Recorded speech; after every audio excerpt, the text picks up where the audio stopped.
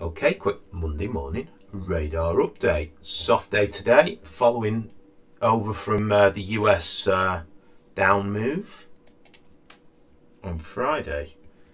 Europe playing catch up. Let's just jump through these markets.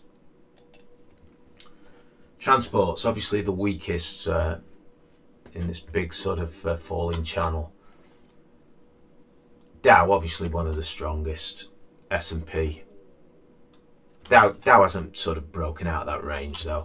S&P, Nasdaq, nice trending moves. Looks like they want to come in a bit further today.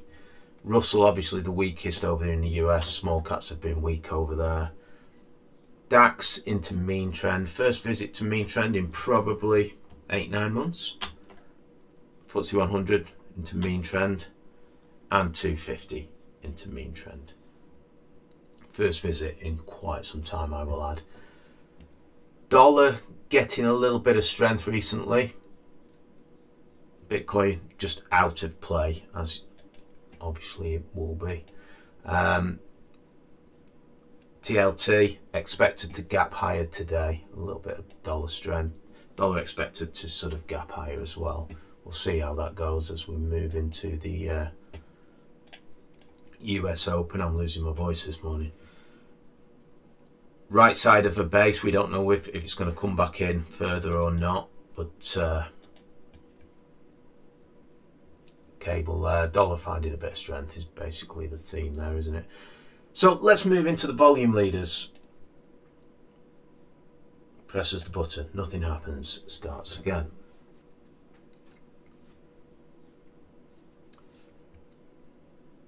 So sadly, I didn't hold this one. I didn't have any cash to hold it at the time, but a few getting paid there today. This is the you know, all trends end badly, apart from the ones that get bought out. Now, some trends that get bought out still end badly. You know, they you know, buyouts tend to nip good trends in the bud, don't they? You know. I've had so many over the years what have been bought out early, just after I bought a lovely looking chart and with lovely growth, and they get bought out. Do I trade for buyouts? No, but this one's a pretty good one for those who are holding it. You know, many multiples were made on that. High five to Murray on that one, actually. What else is in here? Oh, and I think we'll see it. I'll move into the small caps in a minute.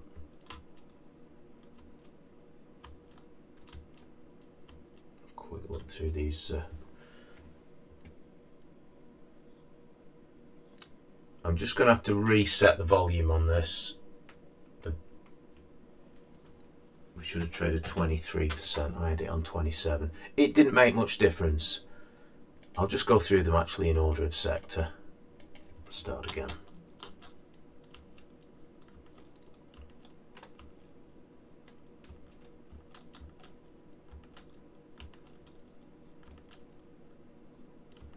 Digital continues, and there's Sumo.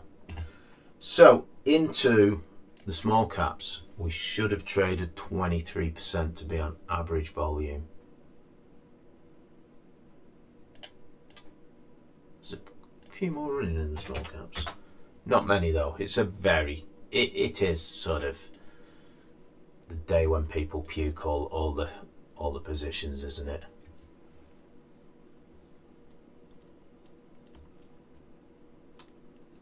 And this is why we never chase anything. Always buy the low risk entry.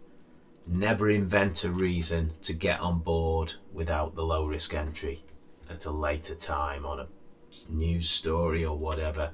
Because markets do go down as well as up. There's boom. So this was another one what went through obviously every base we have a look at. This one amazingly did fantastic, and it didn't look too bad on the GTRS. It was still a POS, but many multiples on that one. So high five. I don't know if anyone's holding that one at Trading Bases, but if you are,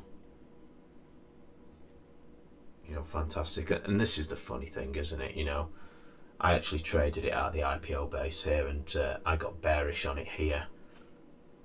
And that's, you know, you wouldn't believe how much negativity I got off this, because there was someone else pumping the life out of it, and all his followers were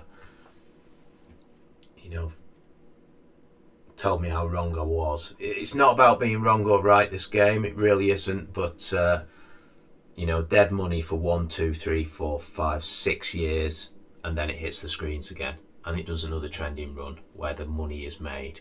So, you know, there's what you've got to remember is all these people back here who were really negative on me selling a winning trade. Do you think they were still involved here? And did they make any more money? No, it kind of, you know, they actually made a little bit less. Trends, hey? So moving on. MATD, sell to the moon, people. If you took that one, I would have done. Being what it is.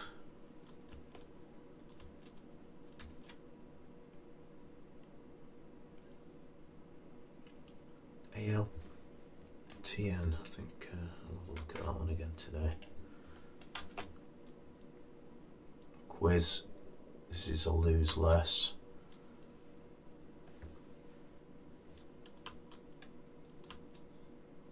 Bird is the word. No forward numbers on that one either. And this dark, I will say it again, you know, we looked at it on this day here from the swing point. Obviously we see it on this day on the IPO breakout. This day here was the swing point day. And we also saw it on this day here, which didn't offer much low risk, you know, because it could have come all the way back in. Low risk entry, you can sit through pullbacks. If you don't get a low risk entry, you're going to be one of the 90% who reinvent sort of, you know, ideas to puke things when they do pull in. This one's holding up fine at the moment. But moving on from there, we'll just quickly have a look at the markets again. Are we nearer the sort of bounce zone? Nobody knows. The most important concepts of trading and investing is knowing how much you've got at risk at the market. So heat is first. Everything I do is built on it's built on the foundations of you know, when the market does pull in and go into a pullback or correction or even a market crash, that I do it in a very orderly, sensible way. At the moment, we're just a few days off highs, aren't we? We're just pulling back. But someone who's mismanaged risk, took on too much risk, you know, might be, you know, obviously the markets are seeing lots of selling. That is it, you know, people puking positions because they've chased or, you know, they're late to the move. You know, you never want to be that person who's a forced seller on a day like today is basically what I'm trying to sort of, you know, get over. Heat, risk to close balance of account, never overexpose myself to more than 10%. You know, once the trend is moving up, you know, I only add to winners and I cull losers. Once I've got a big winner, you know, I look on over the last few weeks and months really, we've been talking about, you know, you've got to be able to sort of trade a correction as well. What is your puke point? Risk to stop or stop volatility. You've got to be in tune with that, because you don't want to be the person who is overly bullish, swinging for the fences when everything is doing well, and then puke all those positions on a normal reaction. So you've got to be able to trade at a size where you can get through a market pullback. Swing trades, obviously, they haven't been on the table for some time because the market's just been melting. You know, the last pullback was quite some time ago in the Nasdaq and the S&P. I've got no short-term trades on whatsoever. Only got my primary trends running. Okay, we'll see what the end of day screens bring today. It will be a quiet one.